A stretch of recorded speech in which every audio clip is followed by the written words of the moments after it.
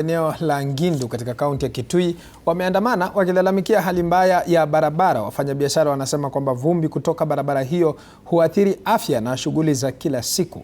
Barabara hiyo ni muhimu kwa usafirishaji wa bidhaa kuelekea sokoni, lakini haipitiki hasa wakati wa mvua. Wakazi sasa wanaiomba serikali kuitengeneza ili kurahisisha usafiri na kuweza kuimarisha biashara katika eneo hilo.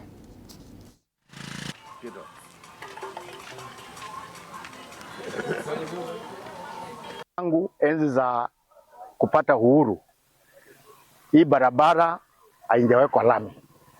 Hii barabara wakati tuko na maombi ya huko Shrine, watu barabara huwa vumbi. Kwa hivyo naomba serikali kuu kama ingeweza ituwekee lami hii barabara yetu mpaka mwisho huko katika Coal Basin.